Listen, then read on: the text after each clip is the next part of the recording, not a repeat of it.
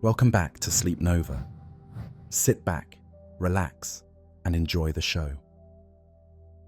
Night after night, for billions of years, they have watched from the darkness. Moons, those pale, silent companions, have hung in the sky over every epoch of Earth's history. Long before any human drew breath, our moon cast its gentle light and stark shadows across primordial oceans and nascent continents. It lit the way for the first creatures that crawled onto land under its silvery glow. It has been a witness to all of our story. Imagine a night 100 million years ago, when the moon's pale disk shone down on primeval forests and the backs of dinosaurs. Those ancient giants cast shadows by lunar light among the ferns, unaware that the same moon would later glow upon early humans building fires on the savannah. The moon looked down on all of them, unchanged as ages passed. Through extinctions and renewals, through the drift of continents and the rise of consciousness, it kept hanging in the sky. By the time our species arrived, the moon was a familiar beacon overhead. It saw every ritual dance in its honor, every lover's whisper under its radiance, every explorer who dared to reach for it. In the stillness of midnight, the moon looms as a quiet guardian. Its face, scarred by ancient craters, glows with a cold fire, illuminating the night, but never speaking a word. Yet in its silence, it has shaped the rhythms of life. The tides rise and fall to its tug, a planetary heartbeat set to the moon's pulse. In its waxing and waning, humans have seen a mirror of time's cycles, growth and decay, birth and rebirth. Its cool light has guided travelers, stirred the imagination of poets, and provoked the curiosity of scientists. It is our closest celestial neighbor, and for much of human existence, it was the most mysterious object we knew. But the moon in our sky is not alone in the cosmos. It is one of dozens of such natural satellites in our solar system, and countless more in others, each with its own story. They are as varied as the worlds they orbit. Some shine with icy shells, some seethe with volcanic fury, some hide oceans beneath their crusts, and some are mere shards of rock tumbling in irregular paths. They are the silent watchers not just of Earth, but of every planet they accompany, casting light and shadow across the history of the solar system. This documentary journey is an odyssey across time and space, an immersion into the world of moons. We will trace the arc of their narrative, from the ancient myths woven about our moon to the bold exploration of distant moons by spacecraft, from the violent cosmic dances that birthed them to the subtle gravitational embraces that guide their motions. We will stand on the cratered shores of our moon and feel how it shaped Earth's destiny. We will voyage outward to witness fiery Io, icy Europa, and enigmatic Titan. We will delve beneath alien ice looking for the stirrings of life and soar alongside spacecraft as they reveal these new frontiers. Through poetic reflection and scientific insight, we will see moons not as mere rocks circling planets, but as dynamic characters in the grand story of the cosmos. These are worlds that orbit something greater, yet each is a world unto itself. They teach us about creation and chaos, stability and change, and perhaps even about ourselves. Let us begin under the moonlight that has bathed our planet since time immemorial. Let us listen to the silence of the moon and imagine the tales it could tell of Earth's earliest days, of the creatures that evolved under its glow, of the humans who gazed up and found meaning in its face. The story of moons is the story of companionship in the heavens, of smaller worlds bound to larger ones, influencing and illuminating each other in an eternal cosmic dance.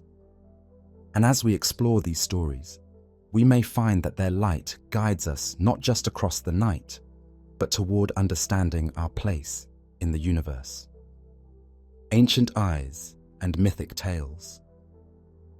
Before the age of science, the moon was a canvas for human imagination. In the deep nights of prehistory, Our ancestors looked up with wonder and wove stories to explain the glowing disk that waxed and waned overhead. To them, the moon was more than a rock in the sky. It was a deity, a guide, a timekeeper. Each culture filled the lunar silence with its own voice. Imagine a campfire tens of thousands of years ago, flickering beneath a full moon. A storyteller gestures at the bright orb and recounts how it came to be. Perhaps it is a celestial huntress riding a silver chariot across the sky, as the ancient Greeks believed when they personified the moon as Selene, her face aglow in nightly vigil. Or picture the people of ancient China celebrating the autumn full moon with lanterns and mooncakes, telling of Chang'e, the woman who flew to the moon and lives there forever with her jade rabbit companion.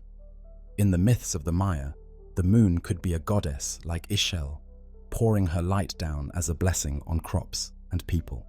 Across the world, countless legends cast the moon as a powerful presence, sometimes male, often female, always influential. These myths carry deeper truths about the moon's importance. Early peoples noticed that the moon's cycle of phases matched the rhythms of nature. The word month itself comes from the moon's cycle, and many ancient calendars were built on its changing face. With roughly 29 days between full moons, the lunar cycle offered a natural unit for measuring time. Under the steady beat of those cycles, humans learned to predict the coming of seasons and tides. The moon became a clock in the sky. In coastal communities, the link between the moon and the ocean's tides was observed and ingrained in law. Fishermen timed their outings by the phase of the moon, knowing the waters responded to its pull. Farmers planted and harvested by planting moons and harvest moons, guided by lunar light and timing. The moon also became a beacon for navigators and travelers. Before artificial lights, its glow on a clear night could illuminate paths and reflect off rivers to guide boats. It's no wonder that full moons inspired gatherings and celebrations. The bright nights were a gift from the sky. In various languages and traditions, each full moon had a name reflecting the seasonal law. The wolf moon of deep winter, the flower moon of spring, the hunter's moon of autumn. Each name was a testament to how intimately human life was tied to lunar rhythms.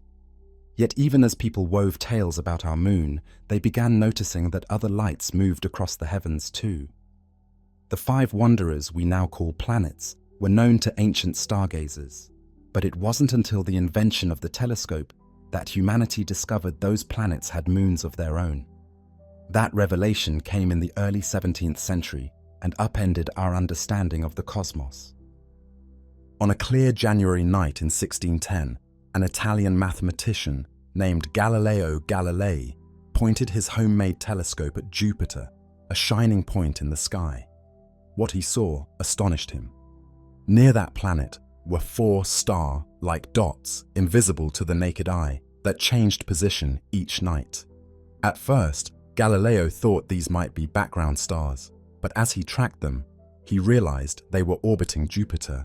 In a letter, he marveled that he had found 4 wandering stars circling a world other than Earth. These were the moons Io, Europa, Ganymede, and Callisto, the first moons ever observed beyond our own. Their existence was a revelation. Here was proof that not everything revolved around Earth. The discovery of Jupiter's moons showed a mini solar system in its own right, with moons dancing around a giant planet, just as Copernicus had dared to suggest that Earth dances around the sun. Galileo's discovery was met with awe and controversy. The idea that moons orbited Jupiter challenged the prevailing belief that Earth was the fixed center of all celestial motion. Yet the evidence was literally before Galileo's eyes. Night after night, he watched those moons shuttle back and forth around Jupiter. It was as if he had invited the heavens to divulge a secret. Other worlds have their own companions. His findings, published in Sidereus Nuncius, electrified Europe. Suddenly, the moon was not unique. It was one of many, and the universe seemed far larger and more complex. The discovery tide did not stop with Galileo. As telescopes improved, astronomers found that Saturn, too, had moons. First Titan, spotted by Christian Huygens in 1655, and then additional moons by Giovanni Domenico Cassini in the following decades. They noticed Saturn's rings as well, mistaking them at first for moons or odd appendages until their true nature became clear. In 1671, Cassini observed Iapetus, a moon of Saturn that intriguingly seemed bright on one side of its orbit and dark on the other, hinting at exotic surfaces that would much later be explained. By the 18th century, the hunt for moons expanded to the new planets discovered. Uranus, found by William Herschel in 1781, came with at least a pair of moons. Neptune, discovered in 1846, revealed its largest moon, Triton, just days later when astronomer William Lassell pointed his telescope at the new blue world. Each of these findings added a piece to a grand timeline of discovery. From a single moon known to ancient humans, we grew aware that moons are abundant. By the 19th century, the count of known moons was climbing. Jupiter's count rose beyond the 4 Galilean moons as fainter ones were caught on photographic plates in the late 1800s. And that count would explode in the late 20th and early 21st centuries. Today we know Jupiter has nearly 80 moons, Saturn over 80, and even Uranus and Neptune have dozens among them.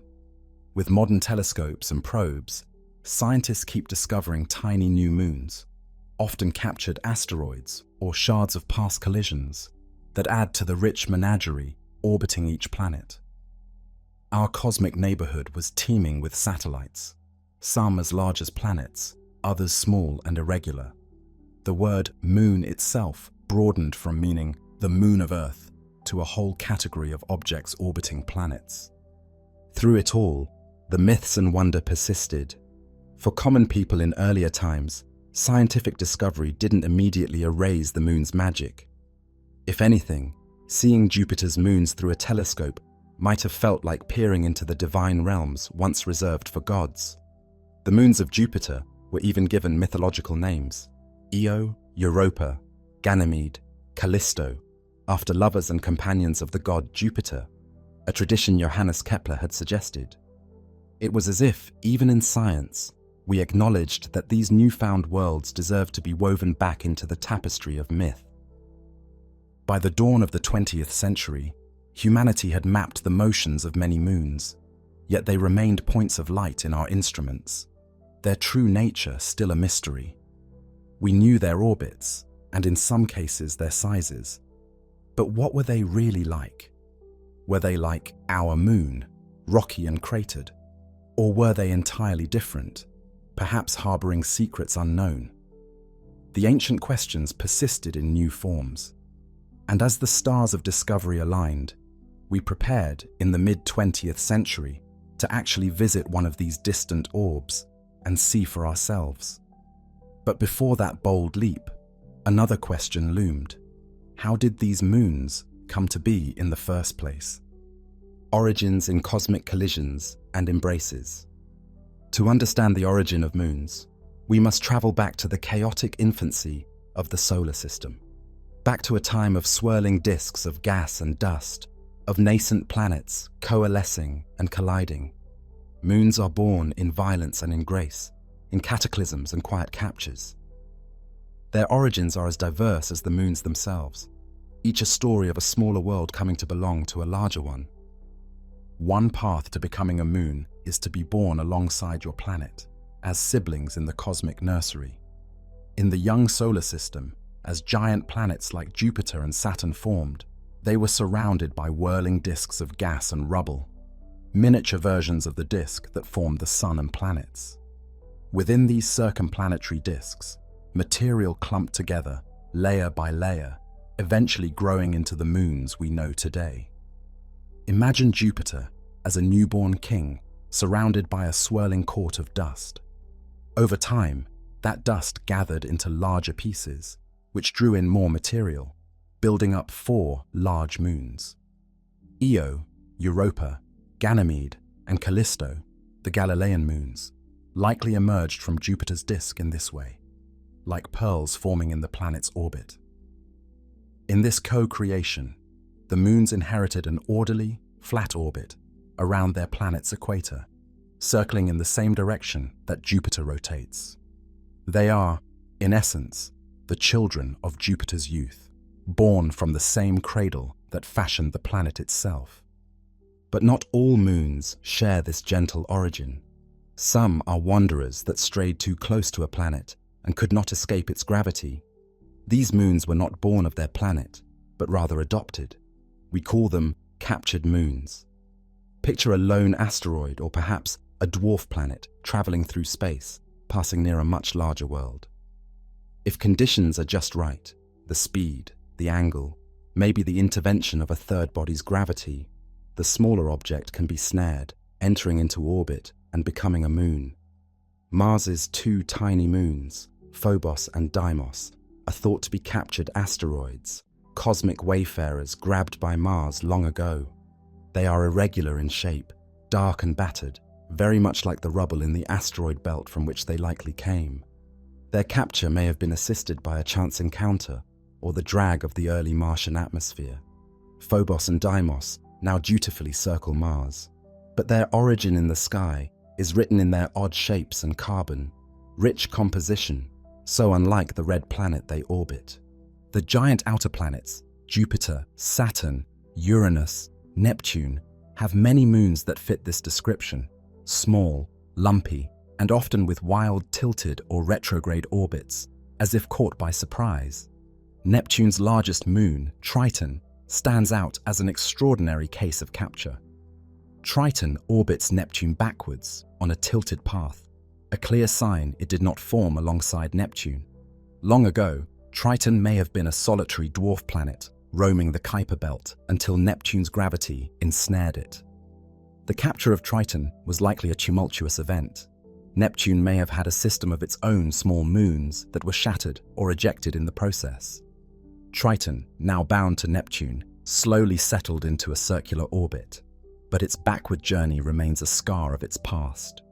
It is a migrant from the solar system's fringes, now forever circling an adopted planet, destined in the far future to spiral inward as Neptune's gravity inexorably saps its energy. Then there is perhaps the most dramatic birth of a moon, creation by cosmic impact. Our own moon is the exemplar of this violent genesis. In the young Earth's history, about 4.5 billion years ago, our planet was not alone in its orbit. A Mars-sized protoplanet, often called Theia, was on a collision course with the early Earth. In a titanic impact, Theia struck Earth with unimaginable force, shattering itself and ejecting a vast cloud of molten rock and debris into Earth's orbit. The Earth was left molten and reeling, its day perhaps shortened to a frantic 5 or 6 hours. But from the wreckage, a new entity emerged. The hot debris flung into space gradually coalesced, drawn together by gravity. Within a span of only a few years, perhaps even just a few months, as some simulations suggest, the glowing ring of debris gathered into a sphere. This newborn moon was an incandescent orb of magma hovering above a roiling Earth. Over time, it cooled and solidified, taking on the face we recognize today. This giant impact hypothesis, as violent as it sounds, elegantly explains many of the moon's known traits. The Earth and Moon, for instance, are made of the same basic stuff. Lunar rocks brought back by Apollo astronauts bear the chemical fingerprints of Earth's mantle. It's as if the moon was once part of Earth, which indeed, in this scenario, it was. The collision gouged out material from Earth and mixed it with pieces of the impactor, creating the moon as a blend. The physics of such an impact also explain why our moon is relatively large compared to Earth, and why it orbits in the same plane as Earth's orbit around the Sun, rather than exactly around Earth's equator.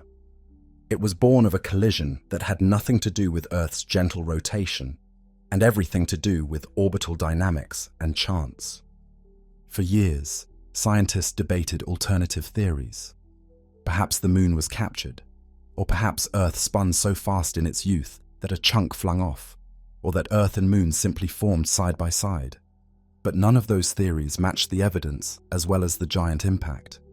The capture theory struggled to explain the moon's composition, and such a large capture is improbable. The fission idea couldn't account for where the energy to throw off a moon came from. Co-formation didn't explain the differences in iron core size between Earth and Moon. The giant impact, in contrast, gives a dramatic narrative that lines up with the chemical clues. A moon made mostly of earthly material, but lacking heavy iron, and a system still dynamic today. The Earth's moon may be the child of catastrophe, but it forged a new stability. In the aftermath of that impact, Earth gained not only a satellite, but a guardian of sorts, a big moon that would exert a gravitational influence on Earth for eons to come. That story is unique in our solar system. None of the other rocky planets ended up with such a massive moon. It suggests that chance and circumstance, an ill-fated collision at just the right angle and size, can create a moon where otherwise there might have been none. Yet even the giant impact scenario isn't the final word. Scientists continue to refine models of moon formation, debating details. Was Theia completely destroyed? Did the moon form from the debris of both Earth and Theia, or largely from one of them? New theories propose even faster formation or multiple impacts, but the broad strokes remain. Earth's moon was born from fire and chaos, a genesis writ in planetary rubble. Meanwhile, out in the cold reaches of Saturn, another kind of moon formation drama may have played out in miniature. Saturn's iconic rings, made of countless icy particles, might be the cradle for new moons. It's thought that at least one moon of Saturn, a tiny one named Enceladus, may have formed from ring material clumping and merging outside the main rings. And looking at those rings, some scientists speculate they are the remnants of a former moon that wandered too close and was torn apart by Saturn's tidal forces, a fate called Roche limit disruption. If so, Saturn's rings are both a graveyard and a nursery, the destruction of one moon giving birth to perhaps others, as the debris in the rings slowly accretes. Across the solar system, the story repeats with endless variations. Some moons grew calmly from disks, some were snared from elsewhere, some were born in fire and fury. Co-creation, capture, collision. These are the three classic ways to make a moon. Each moon's current orbit and composition carry clues of its birth. A prograde, aligned orbit hints at a native child of the planet. A tilted or backward orbit points to a captured outsider. A large moon, rich in the planet's own materials, whispers of an ancient impact. Understanding these origins is not just cosmic genealogy, it also sets the stage for everything that comes after. A moon's beginning determines its size, its composition, its proximity to its planet, all factors that influence whether it might have an atmosphere, geological activity, or even the ingredients for life. Our journey through the origins of moons, then, is more than an origin story. It's the prologue to every tale of tides, eclipses, volcanic eruptions, and possible life that moons might eventually host. From the dust of creation to the flames of collision, the birth of moons is a drama that has shaped the very architecture of our solar system. And nowhere is the effect of a moon's existence more profound than right here on Earth, where our moon's presence set the stage for the story of life. The moon's imprint on Earth. Our moon, born of Earth's fury, has in turn been a gentle sculptor of Earth's destiny. Once the moon coalesced and cooled, it settled into orbit around our planet, and a gravitational relationship began that continues to this day. This constant companion, comparatively large and close, exerted forces on the young Earth that would slowly weave the conditions for a stable, life-bearing world. The influence of our moon is profound, shaping the tides, steadying the seasons, perhaps even nudging life's evolution from sea to land. Stand on a beach and watch the ocean, and you are seeing the moon's handiwork. The tides, those regular risings and fallings of the sea, are primarily a consequence of the moon's gravitational pull. As the moon orbits Earth, its gravity draws a bulge of water toward it, causing high tide on the side of Earth facing the moon, and simultaneously on the opposite side due to inertia. Our rotating Earth carries coastlines into these bulges and out again, producing 2 high tides and 2 low tides each day. Since antiquity, coastal peoples have timed their lives by this tidal rhythm. Fishermen knew the best harvest of clams or fish often came with the outgoing tide, and navigators planned departures by the high tide's depth. But beyond human use, tides were a mixing spoon in Earth's primordial soup. In the planet's youth, when the moon orbited much closer, tides were enormous.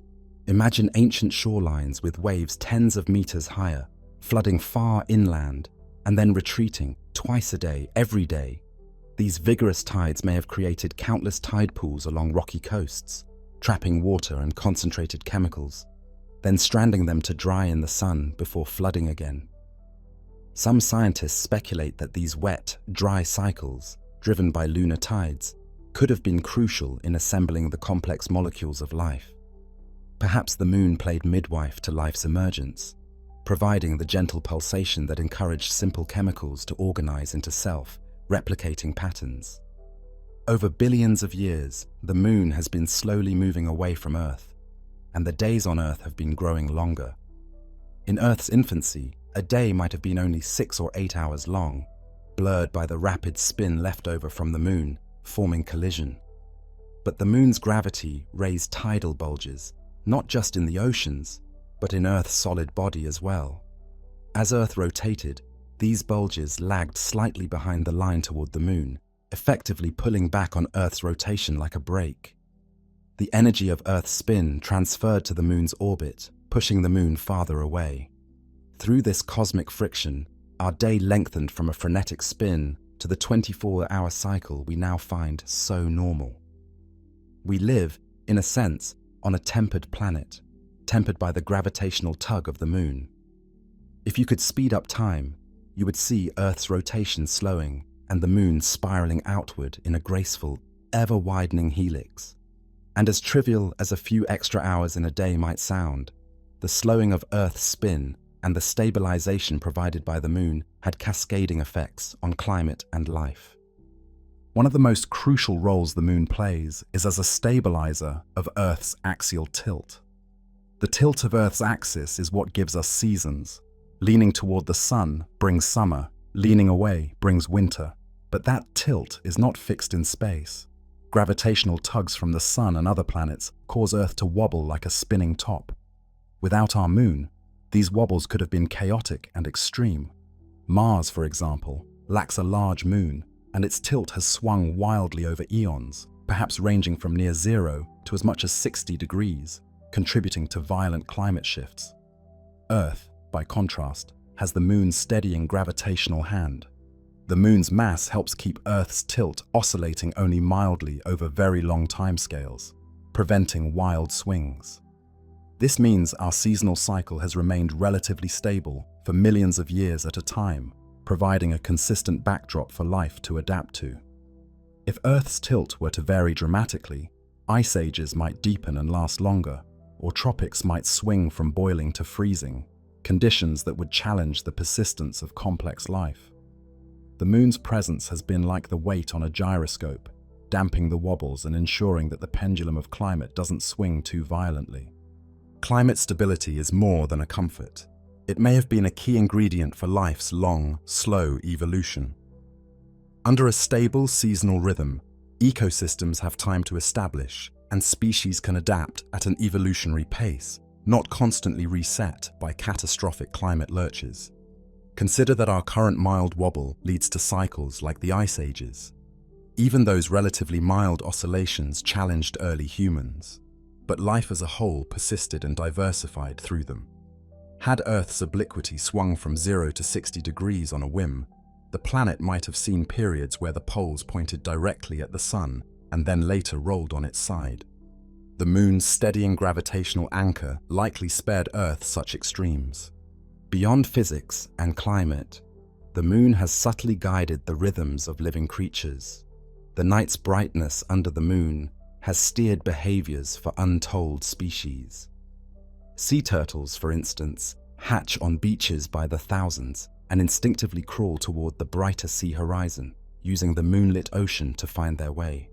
Salmon and grunion fish coordinate their spawning with the highest tides around the full and new moons, laying eggs in sand that will be washed out on the next spring tide. Corals in the Great Barrier Reef spawn en masse on certain nights linked to the moon's phase, releasing millions of eggs and sperm in miraculous synchronicity under a full moon's light. Even some birds use the moon and stars to navigate during migrations. And ancient human cultures, without electric light, lived by the lunar calendar, planning hunts and festivals by the fullness of the moon. Our very sleep cycles and moods have, anecdotally, been tied to the moon's presence. It's possible that life as we know it has a debt to the moon that we are only beginning to understand. In Earth's deep past, perhaps around 400 million years ago, the moon was closer and tides were stronger. Some research suggests that these strong tides could have influenced the great leap of life from water to land. Fish in tidal pools, trapped by receding water, may have needed to flop to adjacent pools or adapt to breathing air for hours until the water returned. Those that managed such feats survived to pass on traits for air, breathing, and limb, like fins. Over generations, these pressures might have encouraged the evolution of amphibious fish, a stepping stone to true land vertebrates. In this way, the moon's tidal pull might have been an unseen hand, coaxing creatures onto dry land and into a new world of evolution. The moon's influence extends to the invisible choreography of Earth's motion as well. The gravitational dance between Earth and Moon has locked the Moon's rotation to match its orbit. But Earth, too, is moving in response to the Moon. The two actually orbit a common center of mass, a point inside Earth, but offset from its exact center. This wobble means Earth's path around the Sun is slightly perturbed by the Moon's presence. And during solar eclipses, when Moon and Sun align, the Moon's shadow races across Earth, a tangible reminder of how perfectly the Moon can sometimes position itself thanks to its influence on our orientation. All these effects, tides, day length, axial stability, biological rhythms, underscore a profound truth.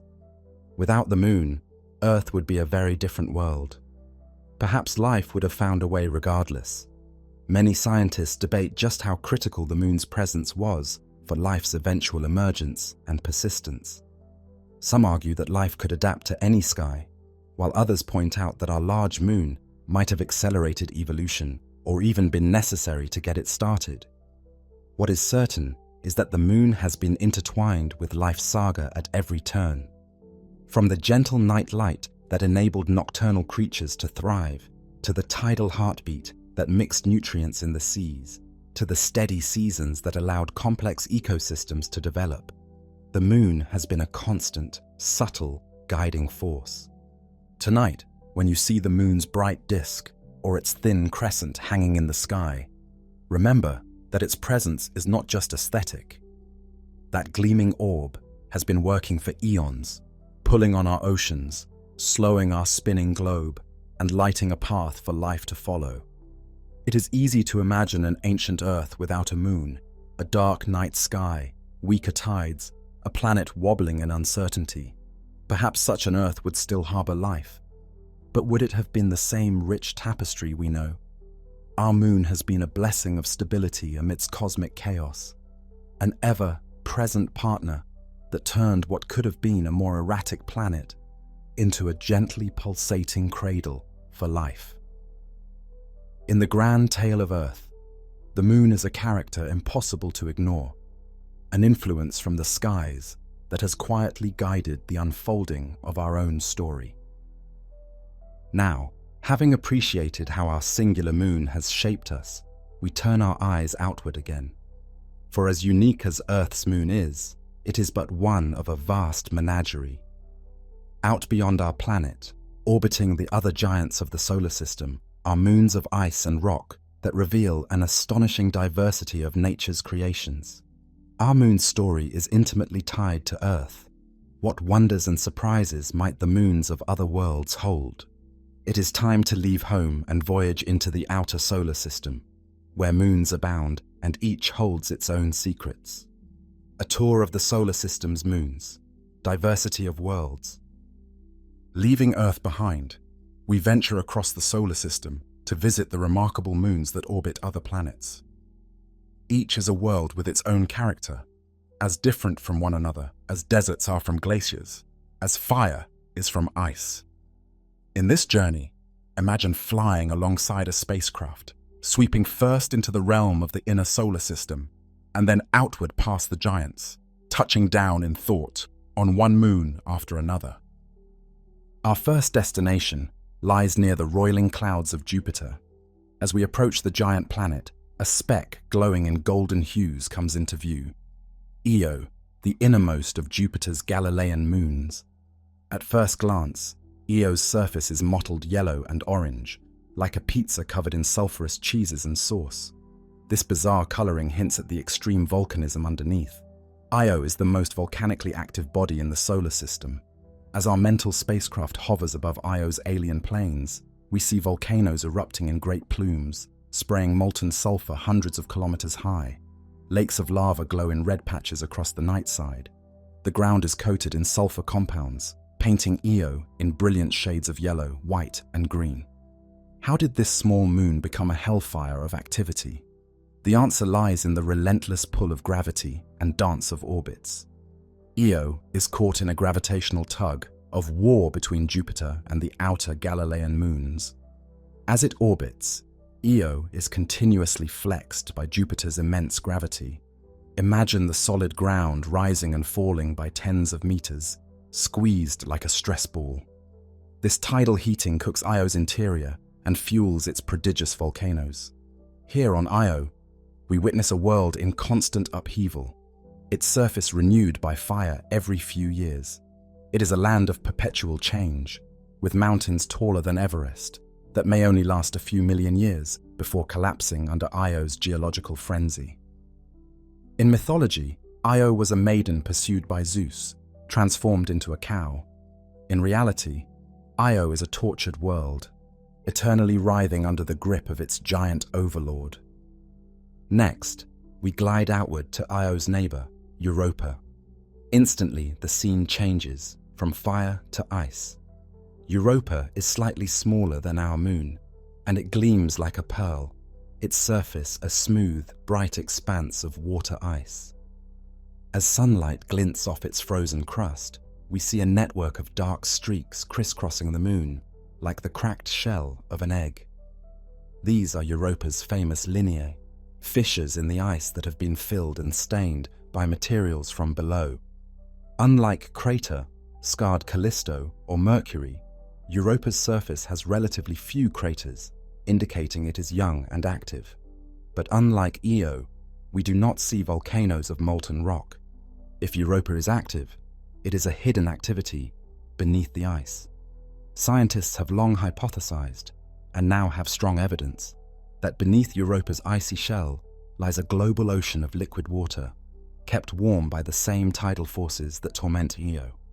This means that as we float above Europa, below us could be an ocean tens of kilometers deep with more liquid water than all of Earth's oceans combined, sealed under a crust of ice perhaps 20 kilometers thick. Occasionally, our spacecraft might catch sight of a geyser, a faint misty plume erupting at the limb of Europa, evidence that water from below sometimes escapes to space through cracks, just as a whale might exhale a breath into the sky. On Europa's surface, we see shattered plates of ice that look as if they've rafted and drifted, and reddish-brown stains where salts or organics may have upwelled. It's a relatively flat world, no towering mountains, but rather a jigsaw puzzle of ice. If we could land and drill down, we'd eventually break through into an alien sea. In our mind's eye, we plunge into the dark waters of Europa, shining a light into the depths. What might we find? Perhaps the seafloor of Europa has hydrothermal vents, like those on Earth's ocean bottom, where mineral-laden hot water gushes out of rock, providing energy and nutrients. On Earth, Such vents teem with life: tube worms, clams, strange microbes, entire ecosystems cut off from sunlight. Could Europa's oceans similarly harbor life, nourished by chemical energy and warmth from below? It's a question so enticing that humans are planning missions to one day pierce Europa's secrets. For now, as we leave Europa, we feel the profound hush of this moon, a still, glistening surface above a hidden, restless sea.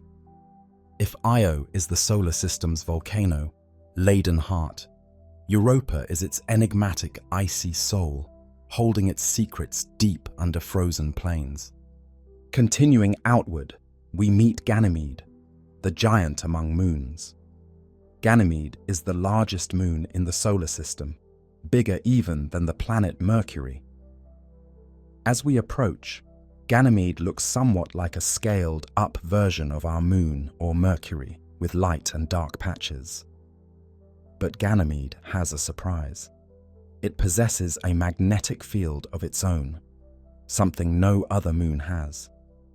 Our spacecraft instruments detect the auroras shimmering in Ganymede's thin atmosphere, proof of its magnetic bubble within Jupiter's powerful magnetosphere. Ganymede's surface is a mix of very old, dark, cratered regions and somewhat younger, lighter regions laced with grooves and ridges. It's as if Ganymede tried to undergo tectonic activity in its past, the crust stretching and breaking into patterns, then largely froze in place. Like Europa, Ganymede is believed to have an ocean beneath its surface, but likely sandwiched between layers of ice, perhaps a deep, buried sea that is less accessible. Still, the presence of water, a differentiated interior with a metal core, and that enormous size make Ganymede a world of interest. If we could stand on Ganymede, we'd see Jupiter looming huge in the sky, and perhaps thin wisps of oxygen around us. We might walk on water, ice that is, that conceals a distant ocean below our feet. Next comes Callisto, the outermost large moon of Jupiter, a stark contrast to the others. Callisto, shrouded in darkness at the fringes of Jupiter's domain, appears as an ancient cratered relic. Its entire face is pockmarked like a cosmic shotgun target, saturated with impact scars from eons past. It has no discernible mountains or volcanoes or ridges, just endless craters upon craters, with faint rings around the largest impacts, like ripples frozen in ice. If the inner moons of Jupiter are active or were active, Callisto seems to have never been. It is, in a way, a long dead world, a remnant of the early solar system preserved in cold storage. Yet even quiet Callisto might hide a small secret. Data from spacecraft hint it too could have a slumbering ocean deep inside, beneath hundreds of kilometers of ice and rock. If that ocean exists, it has likely been static for billions of years, undisturbed by significant heating or tidal flexing. Callisto stands as a testament that not every moon becomes a geologic wonderland. Some simply exist, surviving from antiquity with the stories of the solar system's violent birth written in their craters. Leaving Jupiter, we sail on to Saturn, where a multitude of moons awaits in a realm of icy enchantment. The first to greet us is Titan, Saturn's largest moon and one of the most compelling places in the solar system. As we approach Titan, we do not see a cratered moon at all. Instead, we see a hazy orange sphere, its surface completely hidden by a thick atmosphere. Titan is the only moon with a dense atmosphere. In fact, at Titan's surface, the atmospheric pressure is about 1.5 times that of Earth's. Standing on Titan would feel a gentle weight of air around you. This atmosphere is rich in nitrogen, like Earth's, but suffused with methane. High in Titan's skies, methane and other hydrocarbons form thick smog that filters the sunlight to a dim, amber glow. If we descend through Titan's clouds, we would witness a landscape both alien and uncannily familiar. There are rivers and lakes here, but filled with liquid methane and ethane instead of water, for Titan's surface temperature is a frigid 179 degrees, far too cold for liquid water. In Titan's dim noon light, we might see ethane rain falling from the clouds onto broad, mirror, like lakes that stretch to the horizon. There are rolling dunes made of hydrocarbon sand, likely formed from organic molecules that have settled out of the sky. There are even seasons on Titan. Over its 30-year orbit around the Sun, its polar lakes shrink and grow, and clouds cluster in different regions. Titan is a world that eerily parallels Earth in some ways. Wind, rain, rivers, lakes, maybe even cryovolcanoes that erupt not molten rock, but water mixed with ammonia from its icy interior. Beneath Titan's frozen crust, scientists suspect another hidden ocean of liquid water and ammonia might reside, kept warm by the moon's internal heat.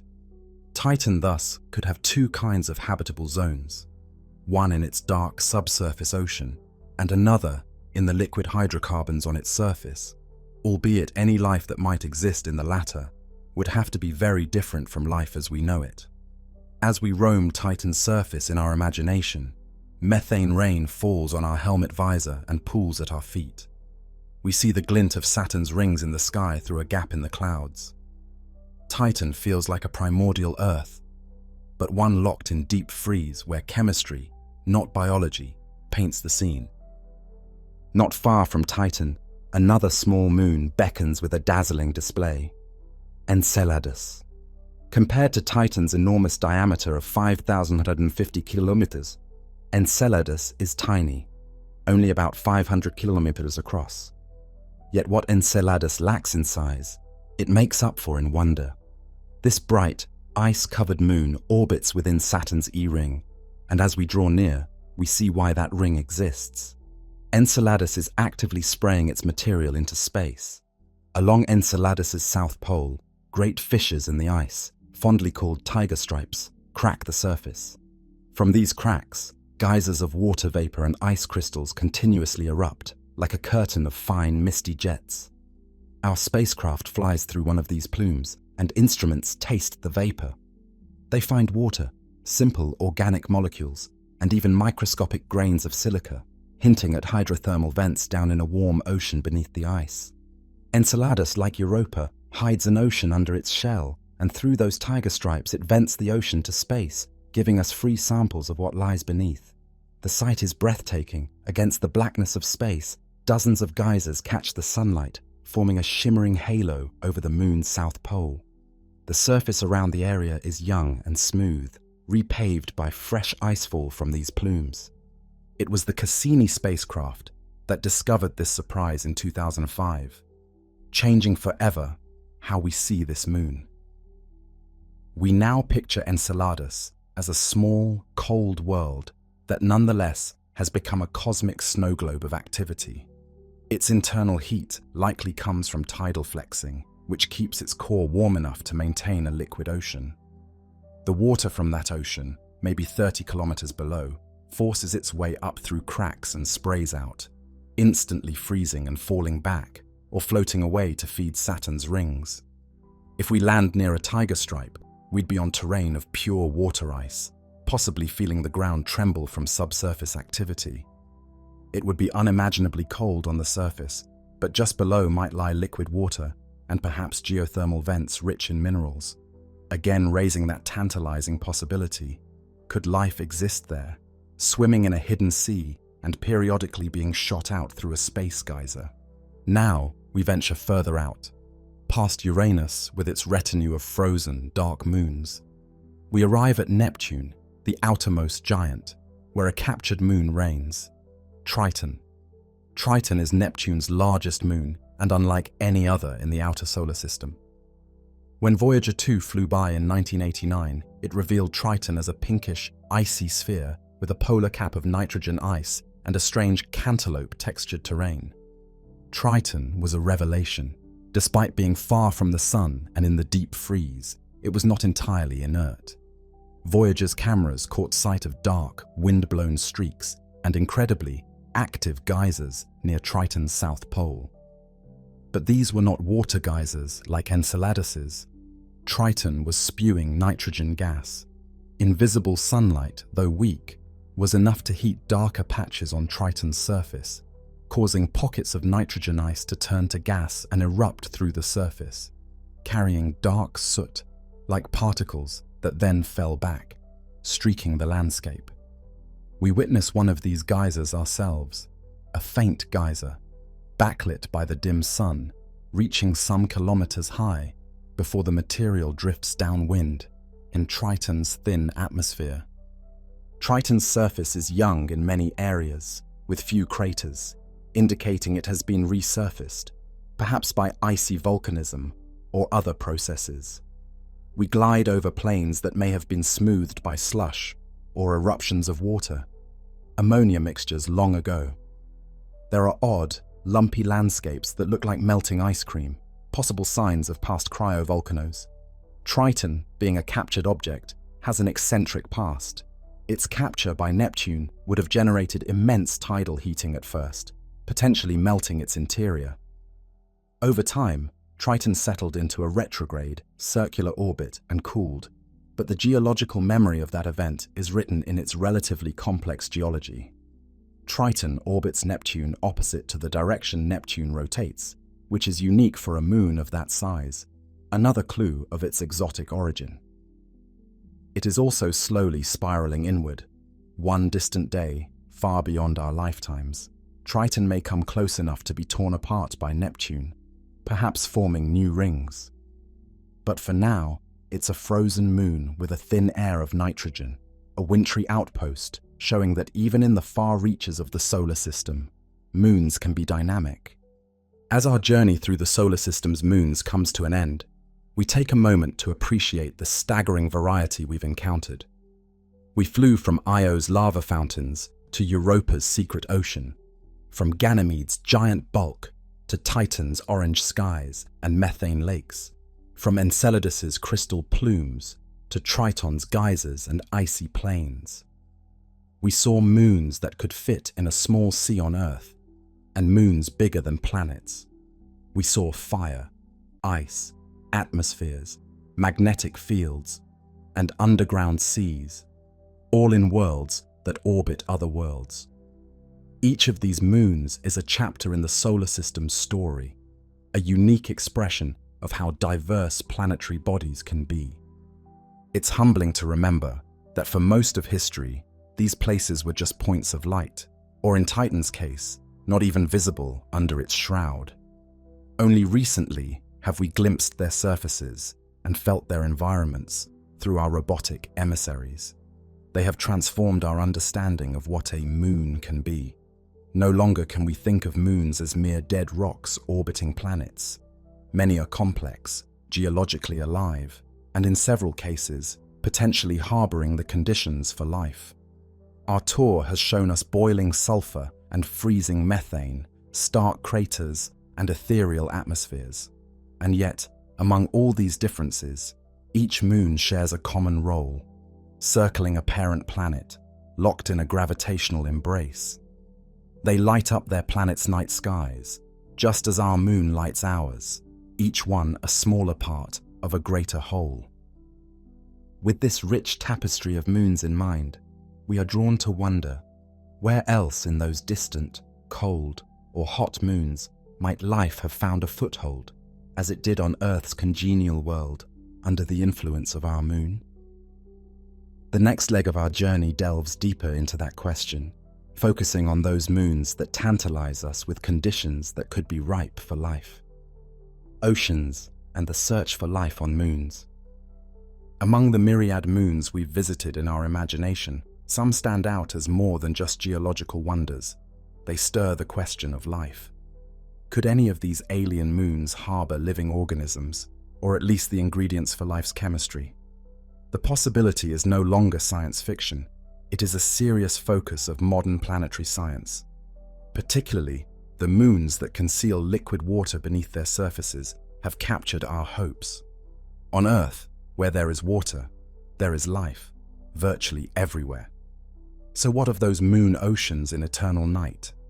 Could life be swimming in Europa's abyss, or lurking in Enceladus's geysers, or even riding the methane raindrops on Titan? The case for Europa as a habitat begins with its deep saltwater ocean, which could be tens of kilometers thick and global, containing perhaps twice the volume of all Earth's oceans. Liquid water alone is enticing, but life also needs energy and chemistry. Europa seems to offer those as well. Jupiter's constant tidal kneading not only keeps Europa's ocean liquid, it likely drives geological activity at the seafloor.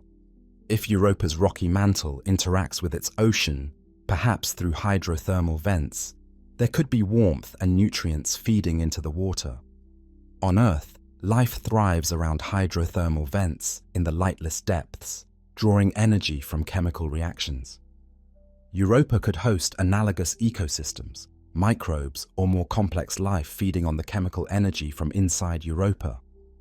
The European Ocean is sealed off by ice, but that ice might also do something important. It could cycle nutrients.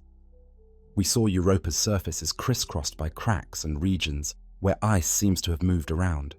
Some scientists think that surface oxidants could be transported downward through the cracks or subducting ice plates, providing chemical food for life below. In essence, Europa might have the three key ingredients: liquid water, chemical building blocks, and an energy source. No one knows if anything actually lives there. It remains a profound mystery. But if one day we were to drill through Europa's ice and drop a submersible, we might find a whole ecosystem of alien microbes or pale blind fish analogues gliding through the dark. Or we might find nothing at all but a sterile sea. Yet as long as that ocean is there, Europa will beckon as one of the best places beyond Earth to search for life. Then there's Enceladus, the little moon that surprised us with a direct invitation to sample its ocean. Enceladus's plumes jetting into space provide a literal taste of its subsurface sea. When the Cassini spacecraft flew through those geysers, its instruments detected organic molecules, including some fairly complex ones, and tiny grains of rocky particles that could only be formed by hot water interacting with rock. This was a smoking gun for hydrothermal vents on Enceladus's seafloor. Moreover, in 2023, scientists announced that those icy grains contained phosphorus, an element crucial for life, which had been a missing puzzle piece in evaluating Enceladus's habitability. In one swoop, Enceladus offers water, organics, and key minerals, an entire chemistry set for life. The energy clearly exists too. Something drives those plumes, and presumably it's heat from below. Enceladus is small, which suggests its ocean might be in contact with a rocky core that's being flexed and heated. If one could dive into Enceladus's ocean, would it be a dead, dark sea? Or might one find microbial mats around warm vents? Or maybe some exotic life forms that evolved entirely independently of Earth? We cannot help but wonder. Unlike Europa, where a thick crust makes direct exploration challenging, Enceladus conveniently sprays its ocean into space, making it easier for a spacecraft to analyze for signs of biology, perhaps complex organic compounds, or even traces of cells or their remnants in the ejected ice. Titan presents a very different potential for life. On Titan's frigid surface, the lakes and rivers of methane and ethane form a chemistry that is likely too cold and too alien for Earth, like life. Water there is locked up as rock, hard ice. If life exists on Titan's surface, it would have to be something that drinks liquid methane instead of water, a truly novel biochemistry that we can only speculate about.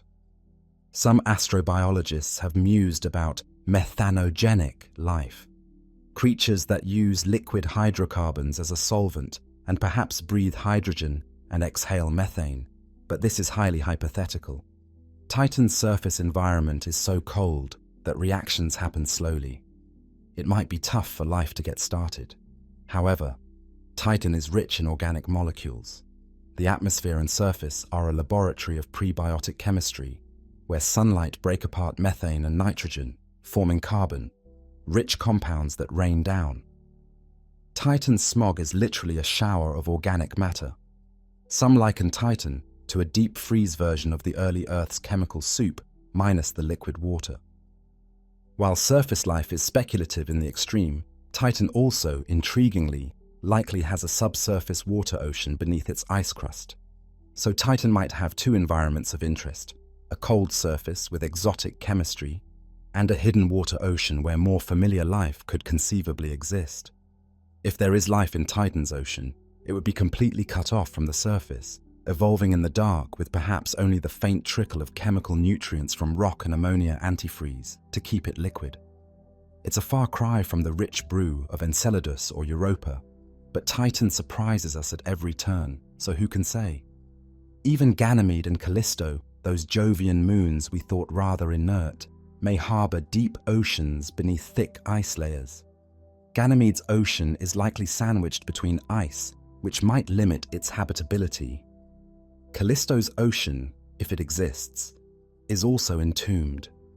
These places seem less likely abodes for life, but until we explore them, the possibility, however remote, remains.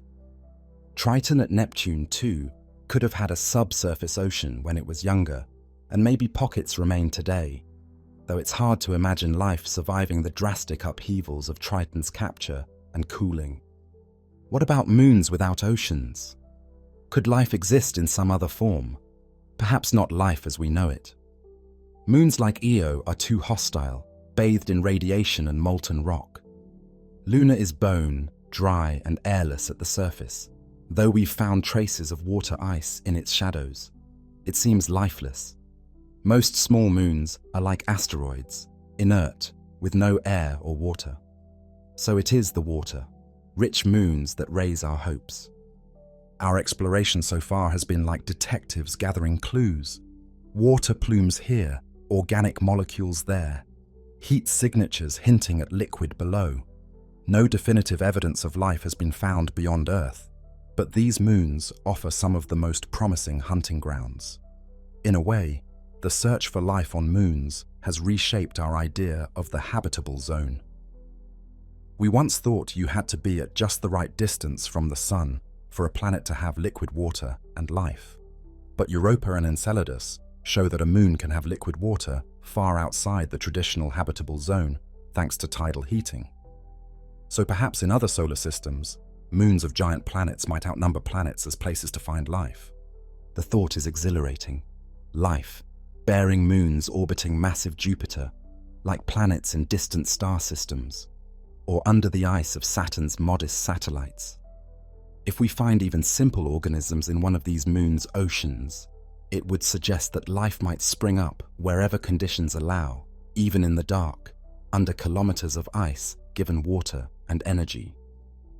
If, on the other hand, we search thoroughly and find nothing living in these seemingly habitable oceans, that would also teach us something profound, that perhaps life is more rare or needs more specific circumstances than we think.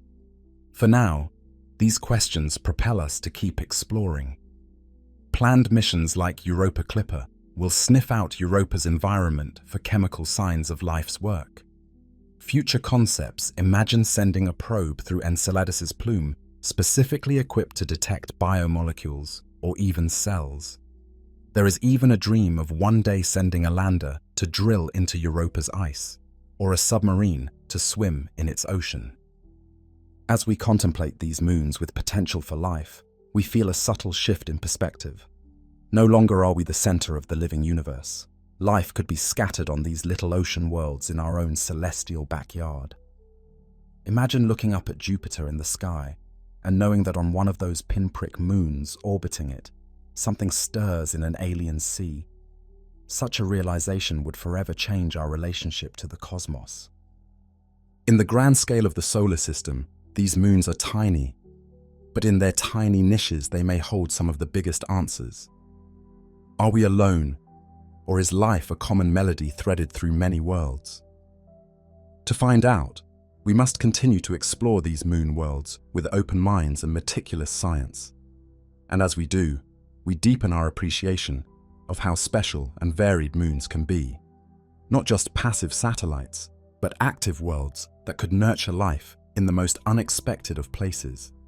Having pondered life and hidden oceans, we turn now to look at moons in another light, as dynamic worlds with geological stories of their own. Alive or not, these moons are far from static. Some are alive geologically, with volcanoes of fire or ice, shifting crusts, and evolving surfaces. Let us now examine how moons, much like planets, can be volcanic, tectonic, and surprising in their ongoing activity. Geological marvels, volcanoes, geysers, and tectonics on moons. In exploring moons, we have discovered that many are not inert balls of rock, but geologically dynamic worlds. Just like planets, moons can have volcanoes that erupt molten rock or icy slush, quakes that shake their crusts, and tectonic forces that reshape their surfaces. These processes remind us that size and status don't limit geological vitality. What matters is energy. If a moon has internal heat, from tidal flexing, radioactive decay, or leftover heat of formation, it can become a stage for remarkable geological activity. Let's examine some of the ways moons act as living worlds of stone and ice. First, consider volcanism. We traditionally think of volcanoes as mountain cones on Earth, spewing lava, or the great basalt floods that created our moon's dark seas billions of years ago. But on Io, as we saw, volcanism is an ongoing symphony of fire. Io's volcanoes, like the towering plume of Loki Patera or the curtains of lava at Prometheus, are driven by tidal heating. This is a fundamentally different heat engine from Earth's radioactive core-driven volcanism, and it makes Io's entire surface a volcanic canvas. Lava flows hundreds of kilometers long repaint Io's face, and enormous calderas dot its surface.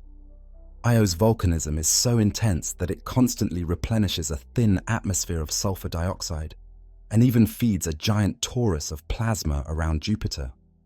We have effectively seen a tiny moon outdoing even Earth in volcanic output, all because it is squeezed by gravity like putty. Our own moon once had its fire, a fact written in the vast mare which are solidified lava from ancient eruptions. Though the moon is quiet now, for the first billion years of its life it saw eruptions flood craters and lowlands with basalt. Even small moons can erupt. Take Jupiter's moon Io as the prime example, but also Saturn's tiny moon Enceladus, where cryovolcanism, volcanoes of water, not fire, operates. Cryovolcanism is essentially the cold region equivalent of volcanism. Instead of molten rock, what erupts is liquid water, or water mixed with ammonia or methane that can flow at very low temperatures. Enceladus's geysers are cryovolcanic in nature. There might also be cryovolcanoes on Triton, and possibly on Titan.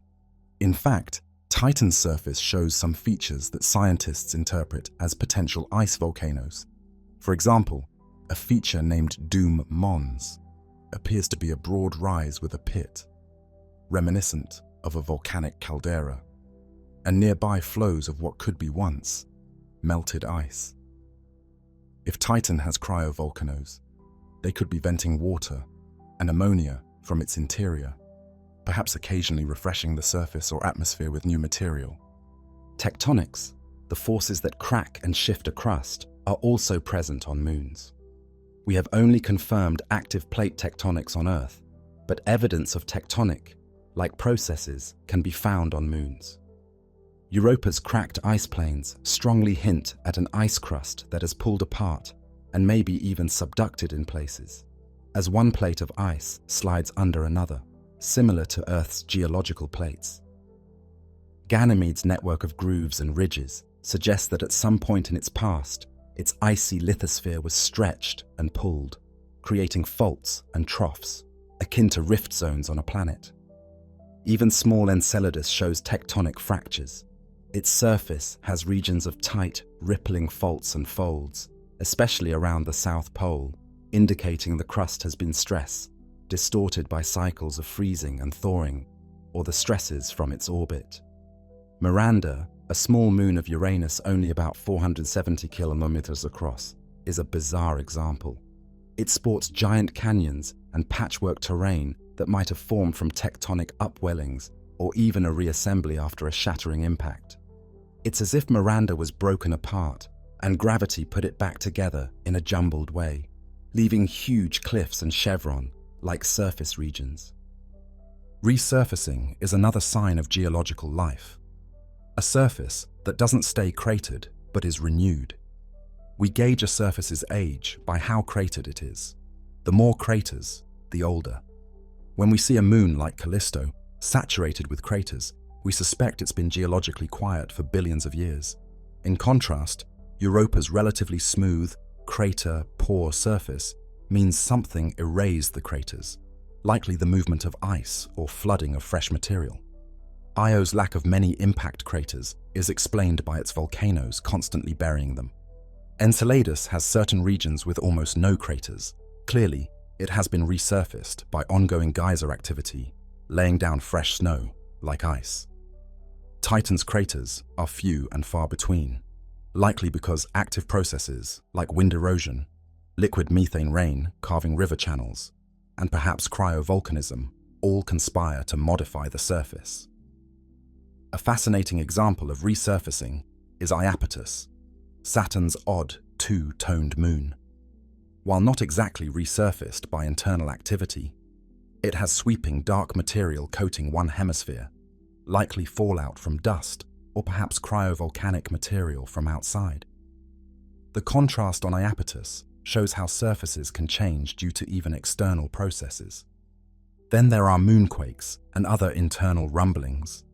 Apollo astronauts left seismometers on the moon, and they detected that the moon isn't dead silent. There are moonquakes, some from tidal stresses, some from thermal changes, and some from the occasional meteorite impact. The moon's quakes are mild compared to Earth's, but they tell us our moon still settles and adjusts. In recent years, we've even found evidence that the moon shrinks very slowly over time as it cools, forming fresh scarps and cliffs where the crust has cracked and pushed up. Some of these faults look so sharp and young that they may have caused quakes in the moon's recent past.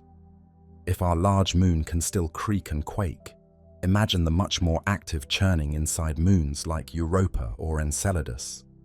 Some moons have magnetic personalities. Ganymede's intrinsic magnetic field points to a liquid metallic core churning inside, which is a form of internal activity. Even if that doesn't manifest in surface geology, it's an internal dynamic process, and we have induced magnetism detected at Europa and Callisto, hinting at conductive oceans moving within. We also see evidence of expansion or contraction on some moons. For instance, Mercury has shrinkage cliffs. Similarly, as mentioned, our moon has them from contraction.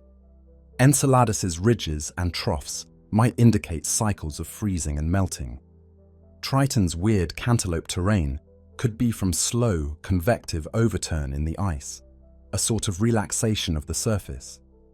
Let's not forget the icy ring moons and how they interact. Some tiny moons like Pan and Atlas around Saturn are sculptors of the rings, their gravity opening gaps and shaping edges.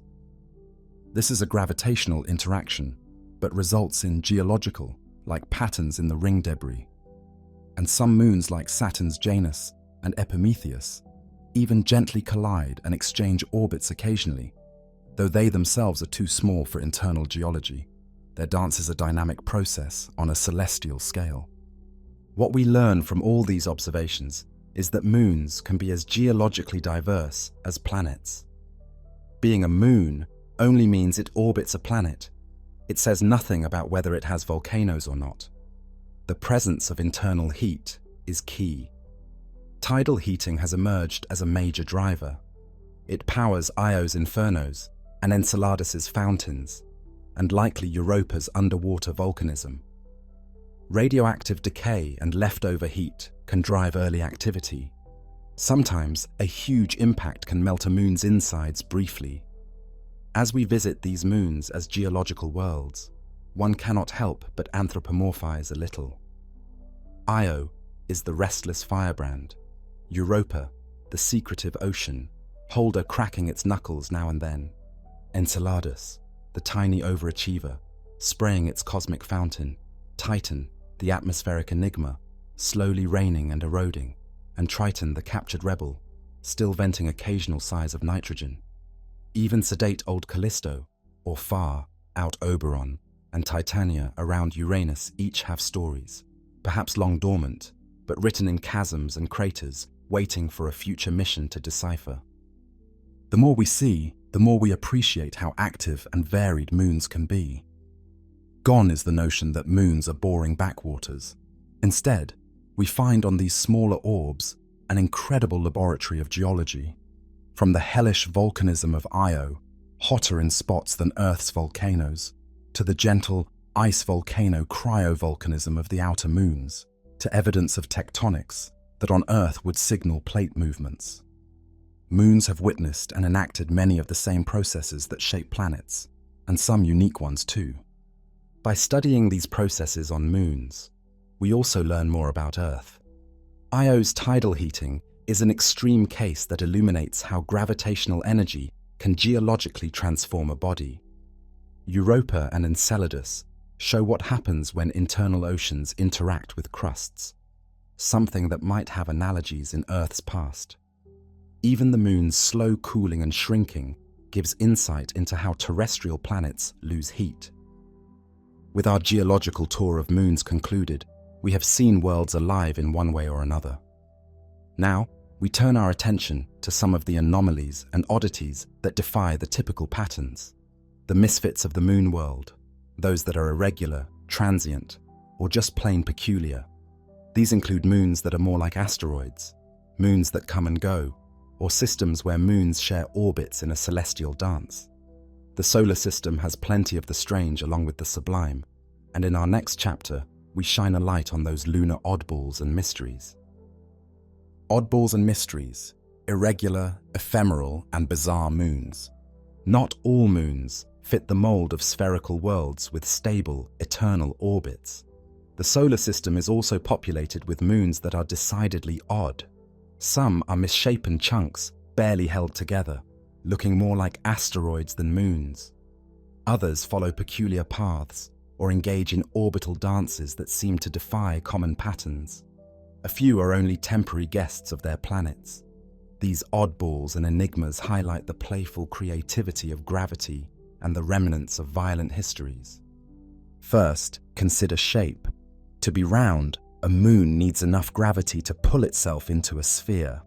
Many moons, especially smaller ones, lack the mass for that, and instead have irregular, potato-like shapes.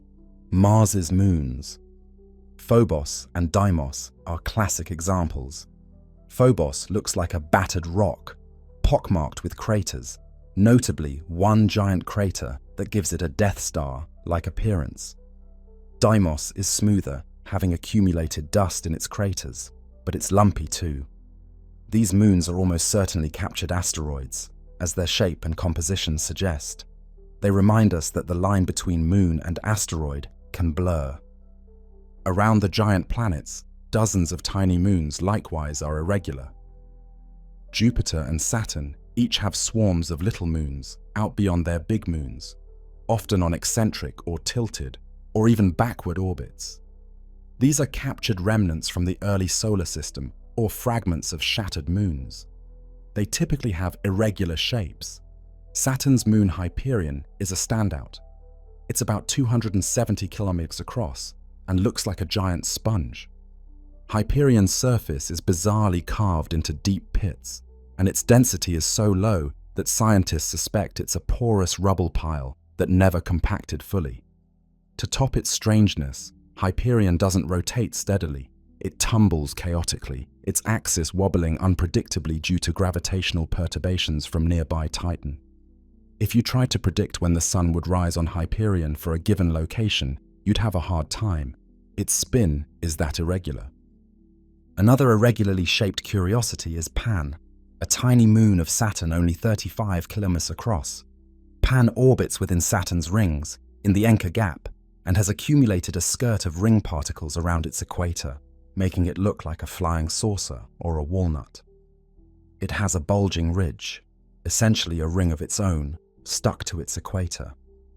Atlas, another little ring moon, has a similar UFO-like look.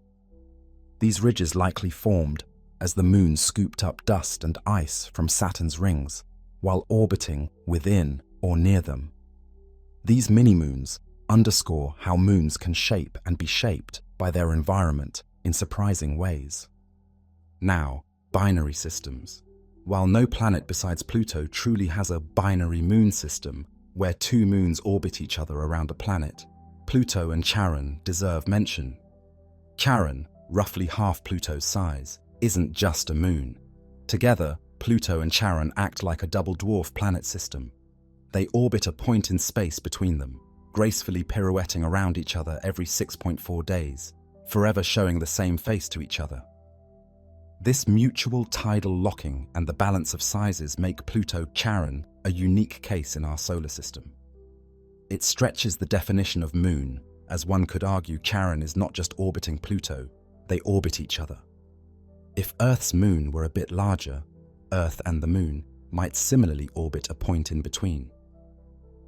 The Pluto-Charon example invites us to consider that in other solar systems, there might be exoplanets with moons so large that the distinction between planet and moon blurs, and they form true binary pairs. Within our solar system's moons, we also see co-orbital dances. Saturn's moons, Janus and Epimetheus, for example, share nearly the same orbit. They are only about 50 kilometers different in their orbital radius, and they race around Saturn in close pursuit. Every 4 years or so, the inner one catches up to the outer one, and they perform a gravitational do-si-do. They exchange energy and effectively swap orbits. The one that was inner moves to the slightly outer orbit, and the outer moves to the inner path. Then the cycle continues. It's a graceful swap that conserves momentum and prevents collision. For a long time, astronomers were confused by observations of what seemed like one moon in that orbit that occasionally jumped position, until they realized it was two. Another strange orbital choreography involves what we call Trojan moons. Two of Saturn's moons, Tethys and Dione, each have smaller moons that reside at the stable Lagrange points, leading or following the bigger moon by 60 degrees in the same orbit. Essentially, the little moons are locked in a gravitational sweet spot, shepherding the orbit of their larger partner. They're like captured attendants, forever preceding or trailing the larger moon. No other example of Trojan moons is known beyond Saturn, but the concept is intriguing. Moons of moons in stable configurations. Temporary moons are a particularly interesting category. Earth, besides our big moon, occasionally has other small mini-moons. These are tiny asteroids captured for a short time. For instance, in 2006, a small asteroid about a few meters in size was captured by Earth's gravity and orbited Earth for several months before drifting away. More recently, another mini-asteroid called 2020 CD3 was discovered orbiting Earth from 2018 until 2020. These temporary moons come and go, usually staying for a few orbits before the dynamics allow them to escape. They remind us that the definition of a moon can be fleeting. A moon can be there 1 year and gone the next. At any given time, Earth might have one or more tiny natural satellites temporarily, and we wouldn't know unless we look carefully with telescopes. Jupiter and other planets likely capture small asteroids on occasion too. Their hills of gravity are larger, but also their real estate is far from Earth, so we notice fewer of those captures. Retrograde moons and inclined oddballs add to the menagerie of strange. Many of the tiny outer moons of Jupiter, Saturn and Neptune orbit backward relative to the planet's rotation. Triton, again, is the largest retrograde moon, captured and forced to dance to Neptune's tune in reverse. These retrograde moons often have stretched, inclined orbits too, suggesting they were snared objects. There are also moons with remarkably eccentric orbits. One of Jupiter's distant moons, S2003J2, loops far out in an oval path, taking years to complete one orbit.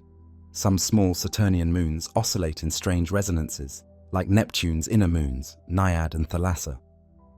Naiad is in a slightly inclined oval path that bobs up and down in such a way that it avoids ever colliding with Thalassa, in what's been described as a dance of avoidance.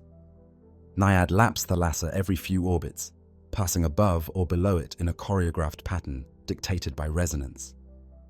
Physical anomalies also intrigue us. Iapetus, Saturn's two-toned moon, aside from its dark light yin-yang coloration, boasts an equatorial ridge of mountains that wraps most of the way around like the seam of a walnut. How did such a ridge form? One theory is that Iapetus might have had a decaying ring of its own that collapsed onto its equator, building a chain of mountains. Or it could be the remnant of Iapetus's youthful spin, when it rotated so fast that the equator bulged and then froze in place as the moon cooled.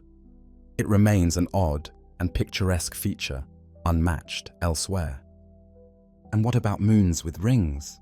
It sounds fanciful, but Saturn's second largest moon, Rhea, gave a hint of a possible ring system in some spacecraft data. If confirmed, that would be a moon with its own ring. As of now, it's an open question, and subsequent observations haven't clearly found rings around Rhea, so that mystery endures.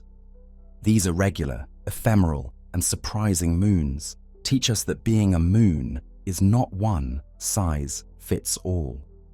They are the exceptions that prove the rule, and sometimes they break the rules in delightful ways. They speak to the dynamic and often violent processes that populate planets with moons. Captures of passing objects, collisions that shatter a moon into pieces that become new moons or rings, gravitational tricks that allow multiple bodies to share orbits. They also show us how creative nature can be with orbits. As long as the laws of gravity are obeyed, seemingly odd arrangements can persist for millions of years. If you had an artist's eye, you might see Janus and Epimetheus as two dancers swapping positions on a giant stage, or the Trojan moon Telesto as forever surfing the gravitational wave ahead of Tethys. You might see Hyperion tumbling through space like a tossed sponge from the gods, never the same rotation twice, or Phobos slowly spiraling inward toward Mars, destined to either crash into the Martian surface or be torn into a ring in some millions of years. A moon in death throes, gradually succumbing to tidal forces. Yes, even the lifespans of moons can be finite. As mentioned, Triton will likely spiral into Neptune someday far off. Phobos is drawing closer to Mars by a few centimeters each year. Within 50 million years or so, it may break apart under Mars's tidal pull and possibly create a short-lived ring around Mars before raining down. Jupiter's intense gravity may eventually destabilize some of its captured shards as well. The temporary moonlets come and go on human timescales, hinting that the tapestry of moons is still being woven even now. Through these strange moons, we see the solar system not as a static set of clockwork orbs, but as an evolving, changing family with members that sometimes wander in, sometimes wander out, sometimes behave bizarrely. It's a cosmos of surprises. And as we prepare to send more explorers out there, who knows what other odd moons we might find? Perhaps a moon with active geysers of neon, colored chemicals, or a moon that is two halves barely held together, or moons in exotic resonant patterns yet unseen. We now have journeyed through nearly every aspect of moons, their mythic allure, their formation, their effects, their astonishing diversity in geology, and their curiosities.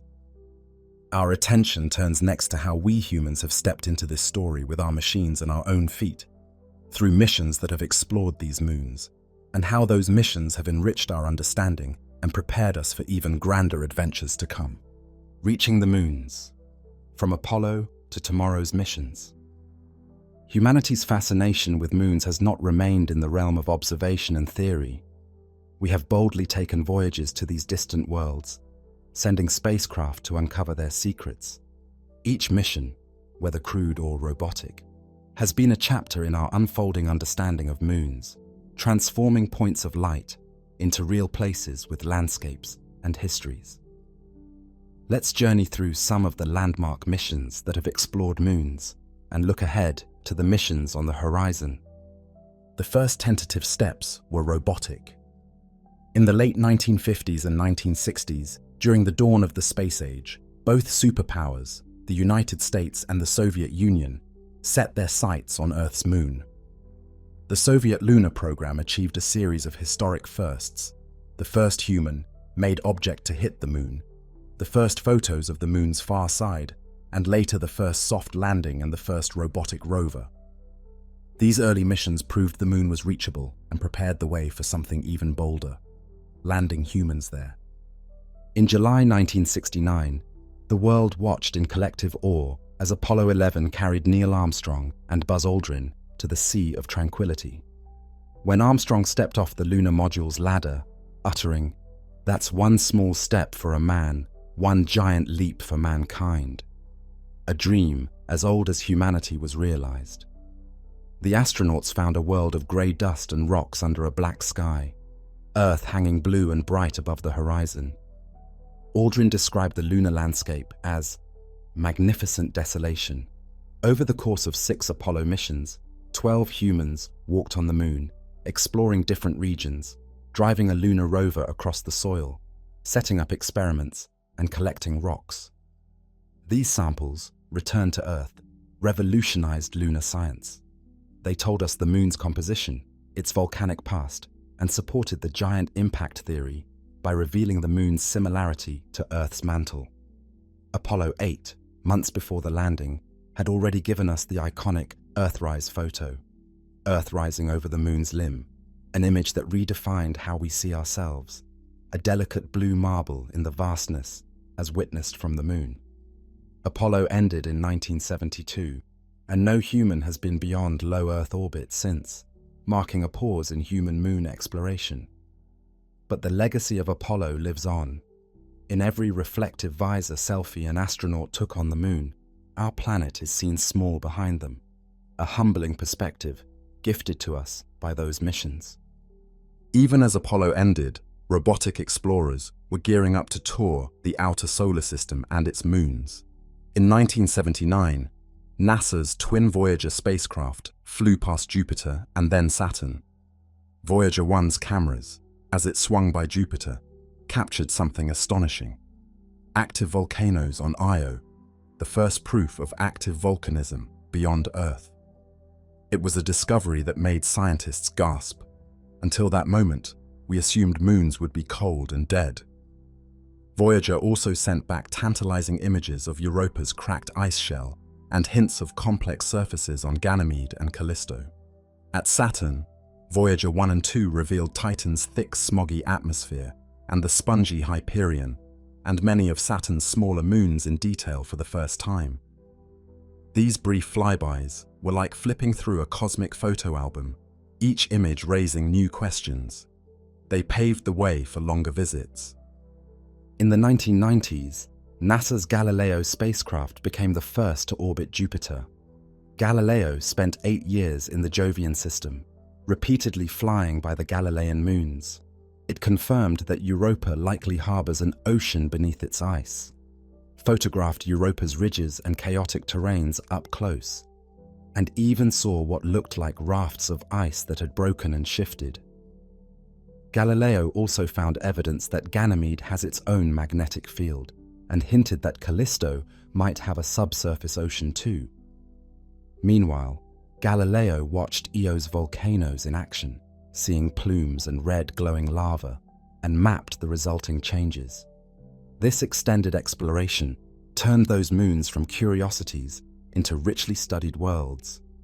Galileo, however, suffered a stuck antenna, which limited the data return, yet still transformed our understanding of Jupiter's moons. Around the same time, attention turned back to Saturn. The Cassini-Huygens mission, a collaboration between NASA, ESA, and others, launched in 1997 and arrived at Saturn in 2004. For 13 years, Cassini orbited Saturn, a marvel of longevity and discovery. It carried a passenger, the Huygens probe, which in 2005 descended through Titan's atmosphere and landed on Titan's surface, the first landing on a moon beyond our own. Huygens sent back images from beneath Titan's orange sky, rounded icy rocks, a damp riverbed, and a horizon shrouded in fog. It was like standing on a primordial Earth, bitterly cold and alien, yet eerily familiar in geomorphology. Cassini, orbiting above, mapped Titan's surface with radar, revealing lakes and dunes, and it watched Titan's seasons change over the years. Cassini's tour of Saturn's moons was like a grand saga. It discovered the water plumes of Enceladus, flying through them to taste their composition. It imaged Enceladus's tiger stripes in detail and confirmed an ocean beneath its ice. It photographed Iapetus's two-tone divide and dramatic ridge, investigated Hyperion's chaotic tumble, saw jets off tiny moon Daphnis sculpting Saturn's rings, and even witnessed a meteorite crash into Saturn's rings, a tiny collision caught serendipitously. Cassini made hundreds of flybys of Saturn's moons, essentially writing the textbook on the Saturnian system. When Cassini's fuel grew low, NASA chose to end the mission by plunging Cassini into Saturn in 2017. In its final orbits, Cassini gave us unprecedented close-ups of the rings and measurements of Saturn's gravity, a fiery grand finale for an epic mission. As it disintegrated in Saturn's atmosphere, scientists and the public alike bid farewell to a venerable explorer that had, quite literally, broadened our horizons. After Cassini and Galileo, our explorations continued. New horizons flew by Pluto and Charon in 2015, revealing the surface of Charon, the moon half of that binary, in detail for the first time. Pluto's heart and mountains stole the show, but Charon's discovery of a giant chasm and a dark reddish cap of tholins at its pole added to the list of surprising moon geology. Even Neptune's moon Triton got another look, albeit distantly, with Voyager 2. We haven't returned since, but proposals exist to send an orbiter there in the future. Meanwhile, back to Earth's neighborhood, our moon saw renewed robotic visitors. Orbiters like NASA's Lunar Reconnaissance Orbiter, mapping it in high definition, and China's Chang'e program achieving soft landings, including on the far side. These missions found water ice in permanently shadowed craters at the lunar poles, a valuable resource for future explorers. They also continue scientific investigations of lunar geology and even biology experiments. Now we stand on the brink of a new wave of exploration, the era of returning to the moon and pushing farther to the outer moons with advanced probes.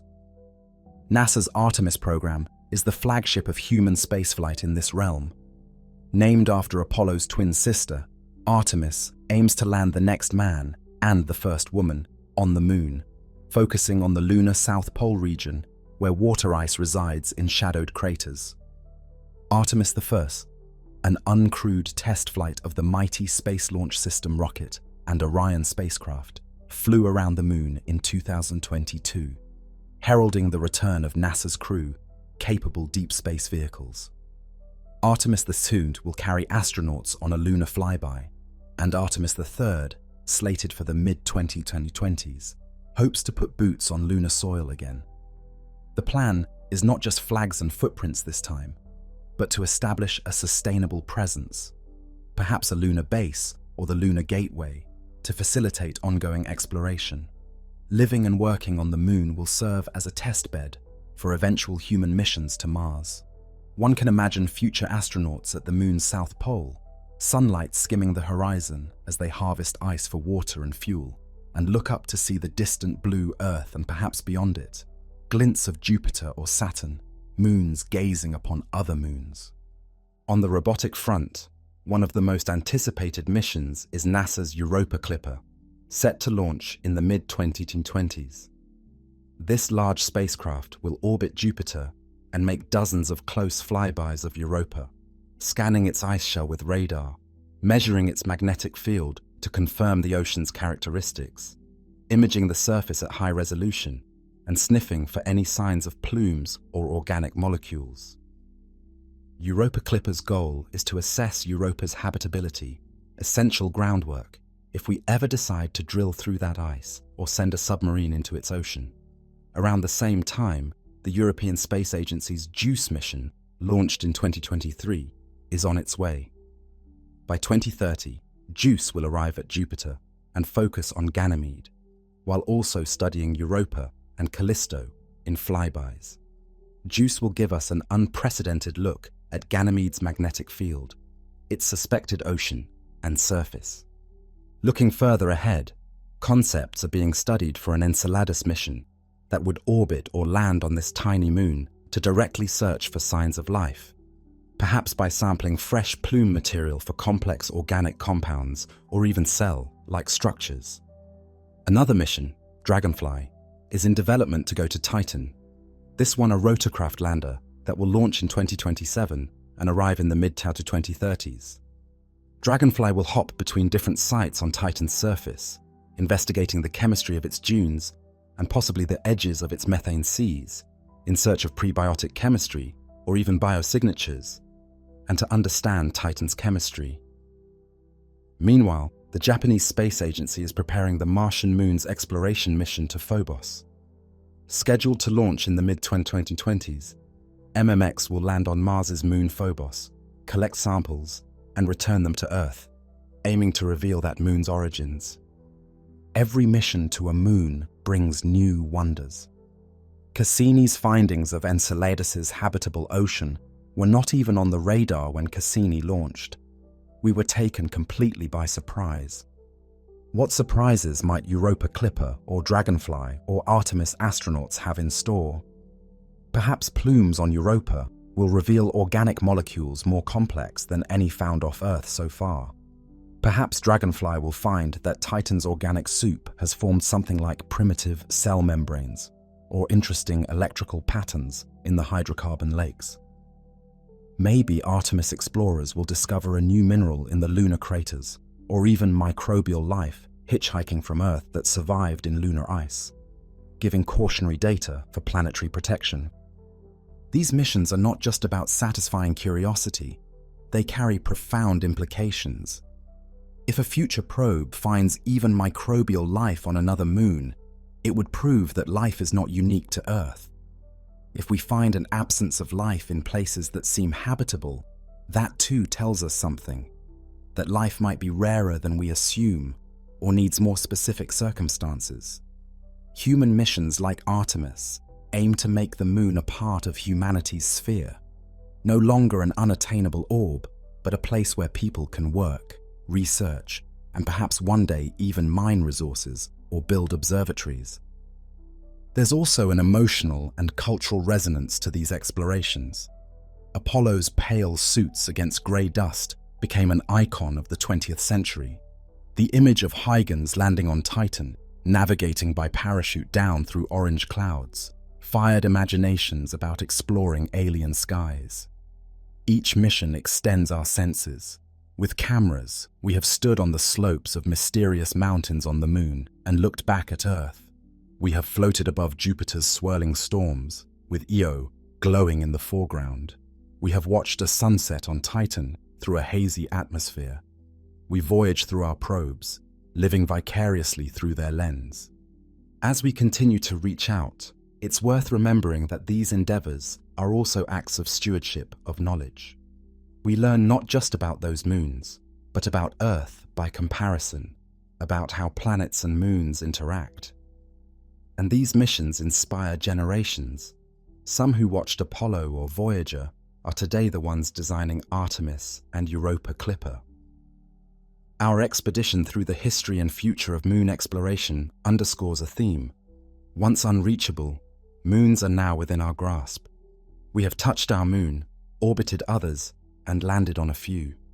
We have plans to return and even reside for a while. Robotic envoys will soon sniff the air of distant moons and crawl on their surfaces. It's an exhilarating time, blending the spirit of adventure with meticulous science.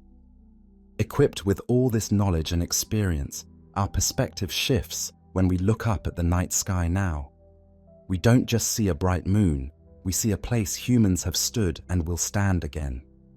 We spot Jupiter as a point of light and imagine the pinpricks of Io's volcanoes or Europa's potential plumes. Saturn's golden dot brings to mind the lakes of Titan and the geysers of Enceladus. These celestial lights have become places in our minds. With our machines and dreams, we have brought the solar system's moons into our realm of experience, if not physical, then intellectual. And with each mission, we become a species not confined to one world, but a bit more at home in the vast archipelago of worlds that orbits our sun. Now, beyond our sun, countless other stars shine in the night. Around many of those stars orbit planets, and around some of those planets, perhaps moons. Before concluding our journey, let us cast our gaze even farther, to the possibility of moons circling distant exoplanets, and consider what their existence might mean. Moons beyond our solar system, the quest for exomoons. So far, our tale has stayed within the bounds of our sun's family. But even as we explored the moons of our solar system, astronomers have been pondering a tantalizing question. Do moons exist around planets of other stars? We call such hypothetical worlds exomoons, and finding them is an ongoing quest at the cutting edge of astronomy. If planets are common in the galaxy, it stands to reason that many of those planets, especially the giant ones, should have moons. Perhaps some alien sky has a view as lovely as Jupiter and its retinue. Or perhaps an Earth, like exomoon, orbits a huge planet in a distant star's habitable zone, providing a home for life. Detecting exomoons is, however, even more challenging than detecting exoplanets. Planets themselves often are found indirectly, for example, when they transit their star and cause a tiny dimming of starlight, or when their gravity makes a star wobble. A moon is smaller still, and its effects subtler. Nonetheless, scientists have devised clever ways to hunt for them. One method is to look for slight irregularities in a planet's transit timing or duration.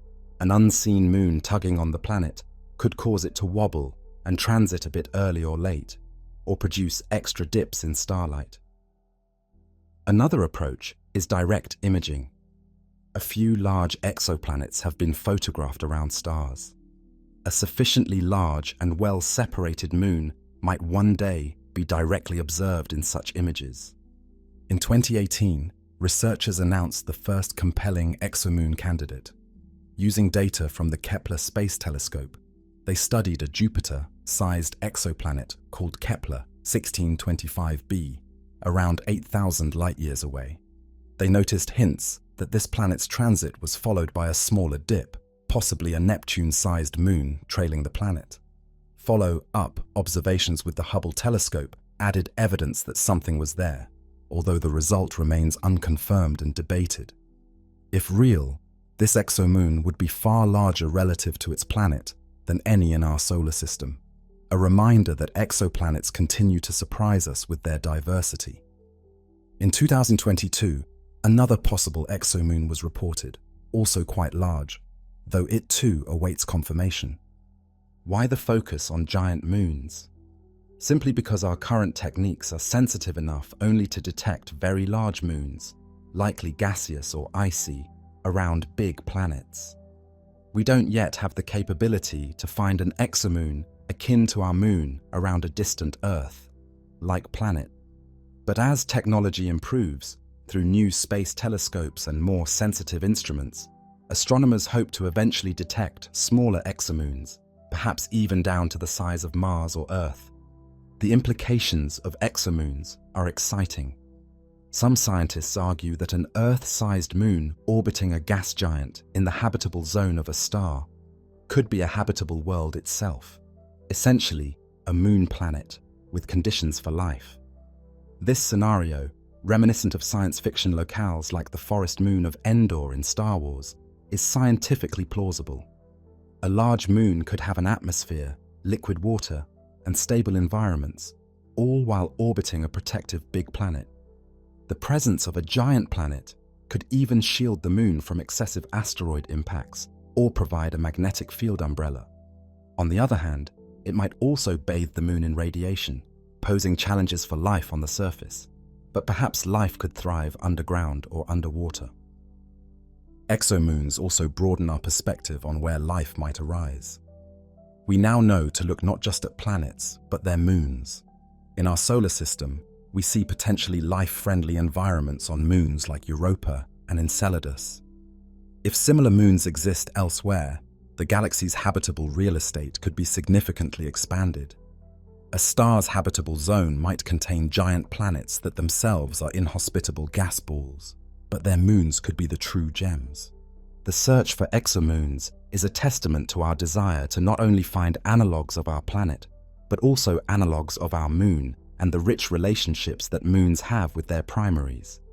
It forces us to refine techniques and maybe even build future observatories dedicated to this faint whisper of a signal. Perhaps in the coming decades, we will get our first confirmed detection of an exomoon. And if we are truly fortunate, one day we might even glean information about its atmosphere or composition, enough to say, for instance, this moon has oceans and clouds. The existence of exomoons, confirmed or not, also has a philosophical tinge. It underscores that our solar system is not unique in its complexity. The dance of planets and moons is likely a common cosmic theme. Somewhere out there are moons that cause eclipses as seen from their planets' surfaces, moons that tug tides on alien oceans, moons that might glow with bioluminescent life under foreign skies. We have begun to suspect their presence. The next generation of telescopes will no doubt reveal them one by one. When we finally do find them, exomoons will become part of our ever-expanding narrative of the cosmos. Each new moon discovered around a distant sun will be a reminder that nature's creativity is boundless. The moonlit nights we know on Earth, so special to us, might be a universal experience shared under many skies. And knowing that adds a profound connection. The same way every human culture under our moon found meaning in its glow, perhaps across the galaxy, other beings dance under the light of their moons. For now, exomoons remain a frontier, a promising echo of the familiar in the vast unknown. As our documentary journey transitions from exploring the known moons to reflecting on their meaning, the possibility of exomoons serves as a bridge. It links the concrete knowledge we have gained about moons in our solar system with the tantalizing potential of worlds yet to be discovered, out beyond our reach, but not beyond our imagination. Reflections. Under alien moons, meaning and metaphor. Throughout history, the moon has been a mirror, not just of sunlight, but of human thought and emotion. We have cast our dreams, fears, and philosophies onto that gentle disk in the night. Now, having journeyed among the moons of the solar system, we return with a richer tapestry of meaning. We see that every moon, in its own way, is a symbol, and their stories resonate with our own. From our earliest days, the moon was a companion in the dark, a source of wonder and reassurance. It waxed and waned, teaching us about cycles, the idea that endings are not final, for the crescent grows again after the new moon's darkness. In this, people found hope and rhythm. The moon became associated with the cyclical nature of life, time measured in moonths, the tide, like flow of fortunes, the rhythms of fertility and growth.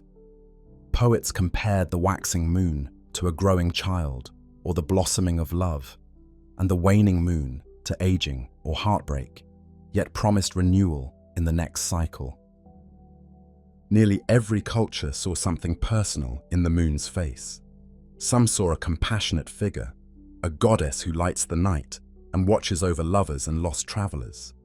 Others saw a clever god, or a mischievous rabbit, or a reminder of heroic stories. These myths, diverse as they are,